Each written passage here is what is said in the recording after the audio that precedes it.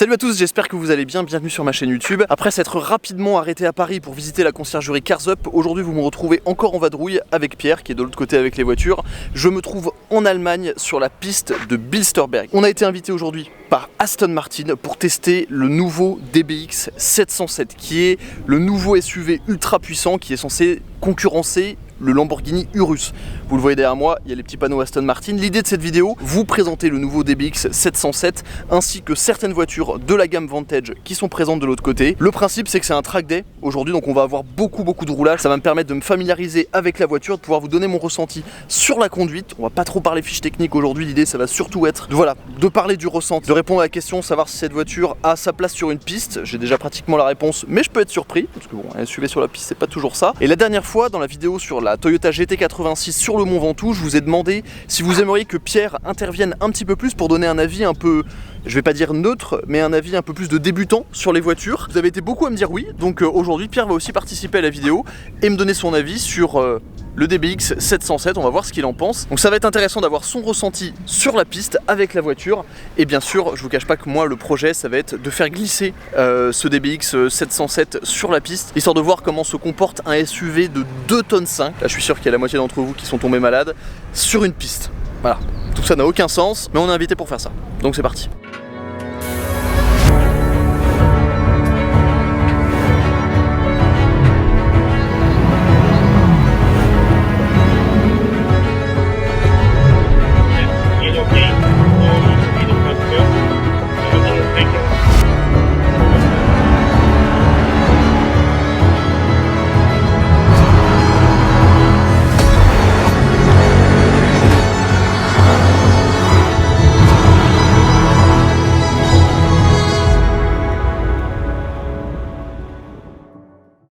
Donc on arrive sur la piste, je vais vous montrer un petit peu les coulisses de tout ça. Donc là on arrive, on a une partie un peu pour travailler.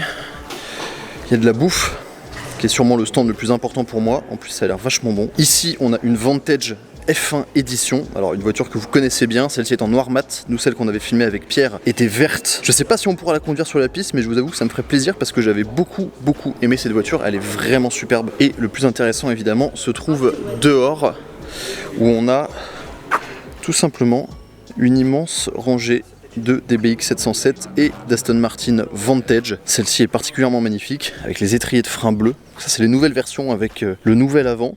Et là on a un bel exemple de DBX 707 qui est donc voilà le nouveau DBX, la voiture qui est censée concurrencer le Urus. 707 chevaux, un aérodynamisme, une carrosserie, un moteur revu, des nouveaux freins, des nouvelles suspensions, une nouvelle colonne de direction plus précise, une nouvelle boîte de vitesse. Bref, cette voiture est vraiment annoncée comme étant le meilleur en fait super SUV de la catégorie. Je vais m'arrêter sur les détails de celui-ci, donc comme vous pouvez le voir, c'est dommage qu'on n'ait pas un autre DBX pour comparer, mais la calandre, la nouvelle calandre est absolument énorme, surtout si mon autofocus veut bien faire son travail correctement. Absolument énorme, on a ici des entrées d'air qui sont beaucoup plus grosses, des jantes, alors je crois que c'est du 23 pouces, ouais ça 23 pouces, elles sont immenses, 285 à l'avant, c'est absolument immense. On a des rétroviseurs en carbone, entrée de porte classique Aston Martin, waouh la configuration magnifique.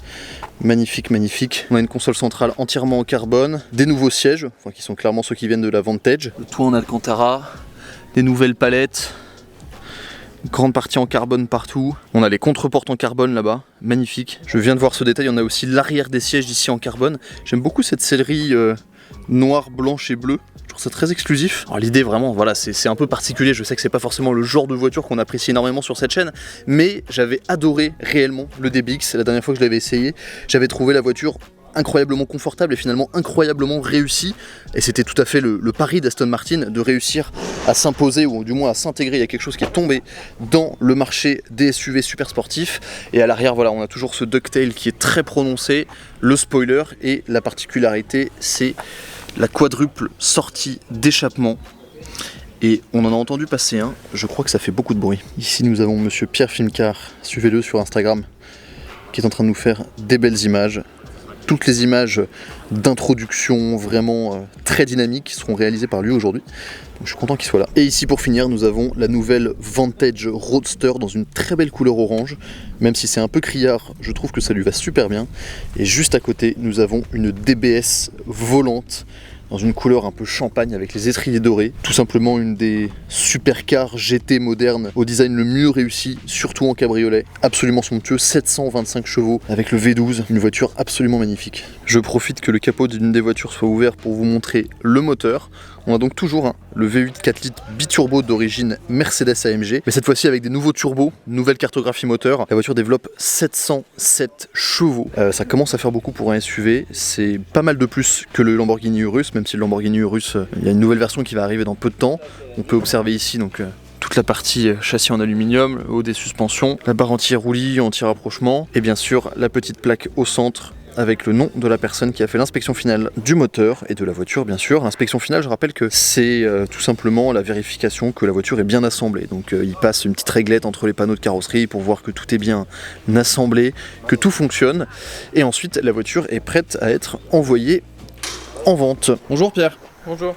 Qu'est-ce que tu penses de ce DBX 707 ? C'est assez impressionnant. À voir en vrai, c'est très impressionnant. C'est énorme. Je pense pas que c'était si gros en vrai. Mais moi, même l'ancien DBX, je trouvais que esthétiquement il faisait pas si gros. Ouais. Mais là, avec les voies élargies, les normes avant et tout. Et les jambes, je trouve que c'est super impressionnant de voir le 23 pouces comme ça, mais c'est énorme. Enfin, ça m'arrive quasiment en haut de la jambe, quoi. C'est impressionnant. C'est immense. Et l'arrière aussi. Je trouve, là, je sais pas si on voit bien. Tu sais, cette espèce de grosse lame que t'as. C'est vrai que ça ressort. Je sais pas si tu l'avais sur les. C'est vrai que ça ressort. Non, il était pas aussi gros. C'est vrai que ça ressort énormément. Et genre, quand tu regardes le profil, mais c'est découpé dans tous les sens, quoi. C'est impressionnant. C'est vrai que c'est assez La dingue. pièce là de carbone ici. Le diffuseur, comment il super sort. massif, ouais. Je trouve ça beaucoup plus joli aussi, les deux sorties, parce que sur l'autre, je crois qu'il y avait qu'une sortie. Ouais, il y avait sur qu'une le normal, sortie, ouais, exactement. Là, il fait beaucoup plus viril. Bah, Mais ouais, c'est vrai très, que viril, je pense que c'est le terme, hein, parce que là, esthétiquement, complètement, ouais. il a rien à envier à un Urus quand même. Ah, complètement. Ouais. Il est, en fait, on dirait presque, il est tellement large et bas. Ouais. Je trouve qu'on dirait presque une sorte de, tu sais, de break. Ouais. C'est de break, mais un peu surélevé, quoi. Mais moi, je préfère ça à un Urus, en fait. Ah ouais. Ça beaucoup plus impressionnant. Ouais. Puis le Urus, je sais pas, il fait un peu trop vulgaire. Là, c'est encore un peu bourgeois. Je sais pas pourquoi. Mais, mais... je sais pas pourquoi. Ouais. Mais Et l'intérieur est beau aussi. Je sais pas si t'as vu l'intérieur avec non, toutes j'ai pas regardé. Bah, regarde toutes les pièces de carbone. Franchement, c'est puis bon la finition Aston Martin quoi. Donc t'as pas, pas un millimètre incroyable. sans cuir. T'as vu les panneaux de porte? Ah, j'avais pas vu le carbone ici. Ouais. Ouais. Ah ouais, c'est vraiment impressionnant. Et puis tu vois la pièce de carbone au milieu. Ouais. Ça, c'est nouveau, ça, le Magnetino ici, non? Ah oui, ça c'est nouveau, tiens. J'avais pas vu. Non, moi non plus, un petit Magnetino là pour choisir les trucs de vitesse. Ouais. Puis ouais, carbone sur la planche de bord, les surpiqûres partout. Ouais, il y en a partout. Les gens qui l'ont essayé ont dit que c'était vraiment ultra impressionnant. Sachant que t'avais dit que la première version était déjà hyper dynamique. Ouais, moi j'avais vraiment aimé. Ouais. Ce qui m'avait bluffé sur la première version, c'était la capacité qu'avait la voiture à enrouler les virages avec une stabilité et vraiment, enfin, la voiture était super plate quand elle tournait quoi. Pour un SUV qui fait plus de 5 mètres de long et plus de 2 tonnes quoi.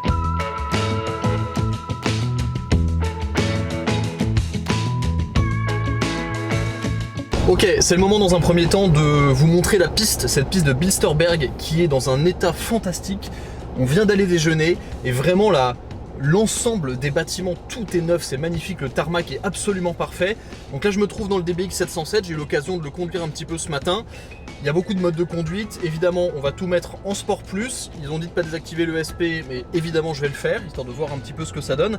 Je rappelle un peu les performances, on a 707 chevaux, probablement presque 800 Nm de couple. C'est un 4 roues motrices qui envoie quand même pas mal de l'arrière. On a pu le voir ce matin lorsqu'on regardait les voitures évoluer de l'extérieur, ça a l'air de pas mal glisser, donc ça va être drôle. Et même si je sais que l'exercice est bizarre de mettre un aussi gros SUV sur la piste, je vous jure que j'ai jamais vu un aussi gros objet se déplacer aussi rapidement et être aussi précis dans les virages. Donc là, ce que je vous propose d'abord, quelques tours embarqués en commentant, et pour terminer, on fera des tours avec de la grosse attaque avec l'Aston Martin Vantage. Ok, c'est parti, on va voir ce que ce DBX 707 a dans le ventre. Je me suis mis juste derrière la voiture de l'instructeur, parce que les personnes dans la Vantage n'avançaient pas beaucoup, je dois le dire. Alors première chose, on a des freins carbone céramique, donc on a une puissance d'arrêt qui est réellement impressionnante. Et ce qui est absolument dingue, c'est à quel point la voiture est maintenue. On a une bagnole, on en fait ce qu'on veut, alors que c'est un immense SUV quoi. On a des gros freins, des freins qui ne se fatiguent pas. Pour l'instant, j'ai vu aucun signe de faiblesse sur le freinage. Une puissance pour ressortir des virages qui, couplée aux 4 roues motrices, voilà, permet vraiment d'avoir un rythme de dingue. Même là, la voiture, elle prend tellement cher ici, je vous parle même pas des pneus, mais la compression qu'il y a sur circuit.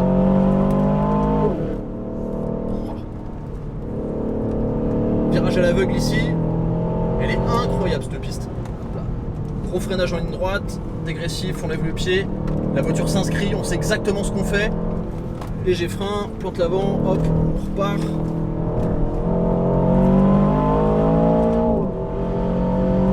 Des performances en ligne droite absolument débiles. La gros saut, quand on est au fond de la cuvette, on freine. Bon, en vrai, j'aurais pu freiner plus tard, mais les voitures, ce qu'elles sont capables d'encaisser, c'est absolument hallucinant. Là, je suis quand même à 120 km/h dans un virage avec du banking négatif, mais la bagnole, elle y va, quoi. Non, ça passe de 110 à 170 bien trop rapidement, freinage en ligne droite, hop, on lève le pied, on inscrit la voiture, refreinage en ligne droite. Hop là, léger frein ici. Deuxième, et ce qui est incroyable avec cette caisse, c'est qu'on peut drifter avec un SUV de 2,5 tonnes. Hop là, frein en ligne droite. La boîte est hyper réactive.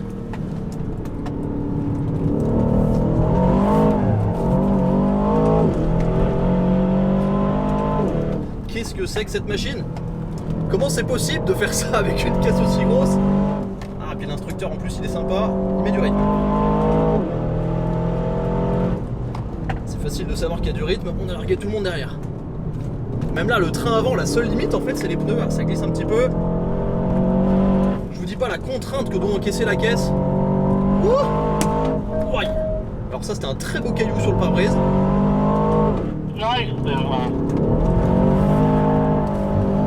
Visiblement oui. Bon, clairement si on prend un peu de recul, ce genre d'exercice n'a pas un grand intérêt avec un DBX 707. En revanche, ce qui est vraiment intéressant, c'est de voir le développement qu'il y a eu entre le premier DBX que j'avais la chance d'essayer, alors pas sur piste, mais sur route normale, et j'avais déjà trouvé que c'était ultra performant et vraiment impressionnant en termes d'ensemble châssis, moteur, boîte. Mais là on est vraiment un cran au-dessus. Alors je peux pas le comparer à un Urus vu que j'en ai jamais essayé, mais ce qui est certain c'est que j'ai jamais vu un SUV faire ça. Ça c'est une certitude. En revanche, si je pouvais le comparer au Cayenne Turbo S coupé E-hybride, ben j'ai presque envie de dire que ça c'est plus performant. C'est assez surprenant, mais la voiture subit moins son poids. Je sais vraiment pas comment c'est possible, mais la voiture elle arrive à conserver son équilibre. Puis ça marche une tonne, ça c'est pas surprenant avec 700 chevaux. Mais la voiture est vraiment agréable à conduire sur piste. Alors pas agréable pour le passager, la preuve Pierre m'a quitté pour cette deuxième session vu qu'il se sentait un peu malade. En même temps c'est vrai qu'on est perché bien haut et qu'on prend quand même pas mal de roulis. Mais c'est hallucinant comme on peut envoyer la bagnole, ça a vraiment aucun sens. 170, 180, 190, 200. Hop là, frein dans la compression. Putain, les freins. Qu'est-ce qu'ils doivent prendre cher les freins? Le management de la température doit être assez impressionnant parce que ça doit chauffer très très fort. Heureusement que c'est des carbone céramique, mais là je peux le tenir à la corde et commencer à accélérer super tôt. Je laisse un peu d'espace avec eux devant moi parce que comme ça je suis un peu plus tranquille pour faire ce que je veux. Mais là même arrivé dans cette partie sinueuse, hop, frein super fort. Voilà, j'envoie la voiture, léger frein, léger sous-virage, hop là.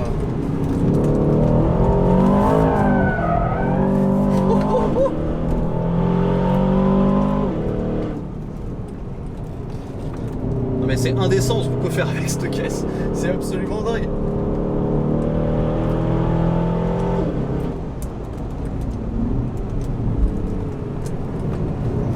Vraiment l'emmener sur les freins, mais vraiment comme une vraie voiture de sport, quoi.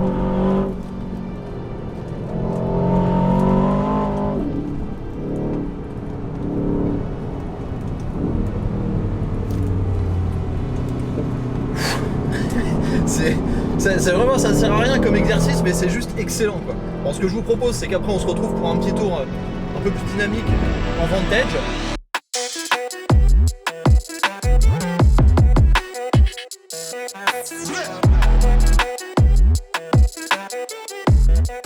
Bon, après avoir appris la piste par cœur avec le DBX 707 et vous avoir donné mon avis, j'ai quand même envie de terminer cette vidéo dans une Aston Martin Vantage parce que c'est vraiment l'une de mes supercars modernes préférées. Quand je dis moderne, c'est une voiture facile, pratique, une vraie GT, mais qui sait aussi se montrer quasiment exemplaire sur une piste. Et d'ailleurs, je l'ai toujours dit, mais pour à peu près la même somme qu'une Porsche 992, même une GTS ou quelque chose comme ça. J'ai toujours préféré la Vantage parce que c'est plus exotique. Alors ok, c'est pas le même niveau de technologie, c'est peut-être pas le même niveau de finition, etc. Mais je trouve quand même qu'avoir un badge Aston Martin c'est assez exceptionnel, surtout que là je suis dans une version cabriolet. J'ai pu faire quelques tours tout à l'heure, il n'y a pratiquement pas de différence de rigidité avec la Vantage coupée, que j'ai essayé aussi tout à l'heure. Donc voilà, je vais vous faire un petit tour encore embarqué avec ça.